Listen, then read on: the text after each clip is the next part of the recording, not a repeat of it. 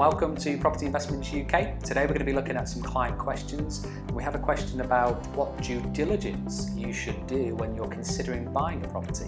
So whether that's an investment property as a buy-to-let or a refurbishment property, what sort of stages should you go through for your due diligence?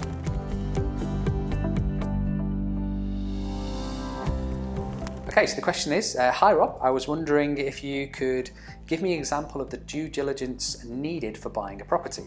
I keep hearing that I should do my due diligence before proceeding, but I'm not sure what is exactly meant by it.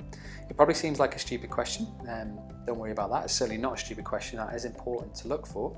But as I haven't yet started in property investment, I thought I would ask. Thanks, Trev.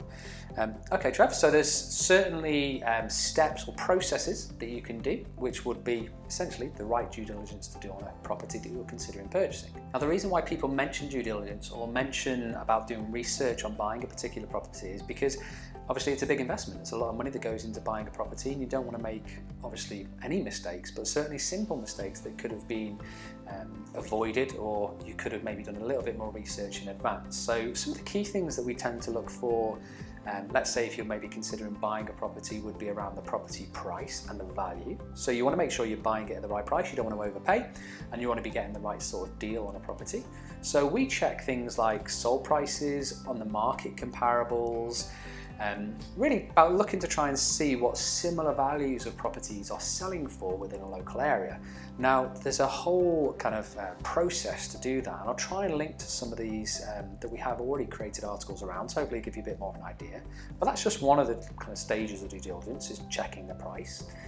The second thing would be, if particularly you're looking for maybe to sell the property on, you want to make sure it has a ready market. So if you're maybe looking to buy, refurbish it and sell it on to first-time buyers, are there first-time buyers in that area that will buy properties? Is it an active market? Are property sales happening on a regular basis currently in that location?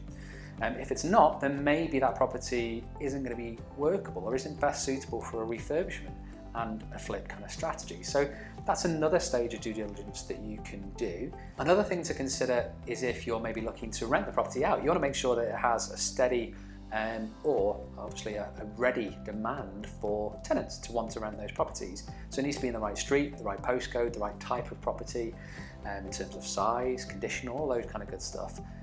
It's very important that when you're looking to build a buy-to-let portfolio, you consider those kind of elements. So due diligence for purchasing a property will vary depending on what strategy you're looking to utilise, but very often you want to make sure that it has some viability for the strategy that you're wanting to do, whether that's for renting it out or flipping it on.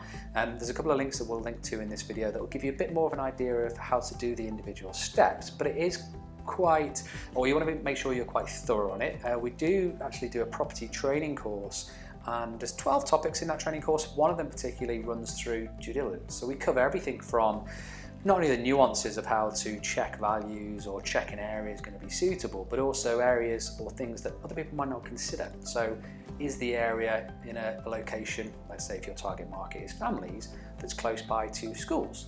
Or is the area in a location that currently has a very good capital growth and history, or kind of current or potential for capital growth? So there's a lot of things that we look for when it comes to due diligence, and touched on a couple in this video, which will hopefully give you a bit of a head start, and we'll also put some links into to below the video to give you a bit of an idea on how to kind of develop that further. But hopefully that helps, Trevor. Thank you for watching this video. If you like this content and you'd like to join our free online property training course, we've got a link for it on this page, and in there we cover a range of different property strategies to help you get started, either building a long-term property portfolio or creating a cash-flowing property business.